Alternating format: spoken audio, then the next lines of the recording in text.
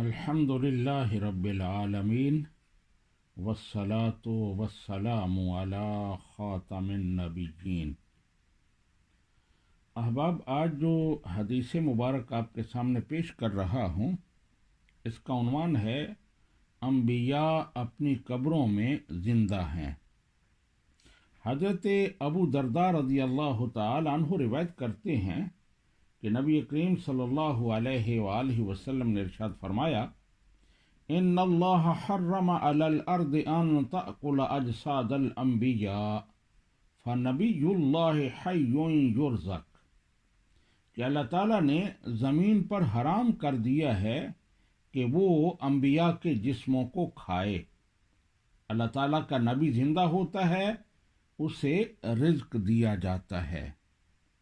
یہ ابن ماجہ کی حدیث ہے اور اس کا نمبر ہے 1637۔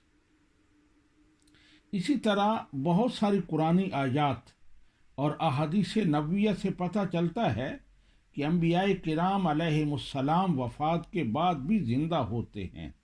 یہی وجہ ہے کہ ان پر زندوں کے بعض احکام جاری ہوتے ہیں۔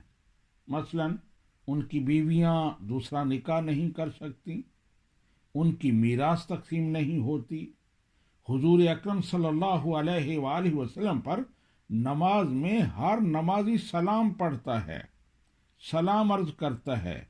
اسی طرح جب ہم کلمہ پڑھتے ہیں تو ہم کہتے ہیں محمد مصطفیٰ صلی اللہ علیہ وآلہ وسلم اللہ کے رسول ہیں۔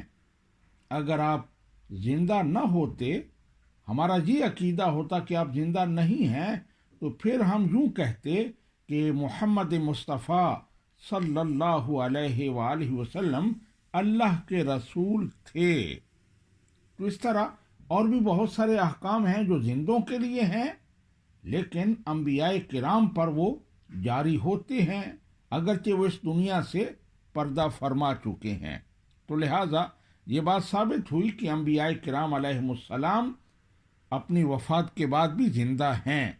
ایک لمحہ کے لیے ان کو موت آئی، اللہ تعالیٰ کا جو وعدہ ہے کہ ہر نفس موت کا ذائقہ چکھے گا، وہ پورا ہوا، اور پھر اللہ سبحانہ و تعالیٰ نے ان کو زندہ فرما دیا۔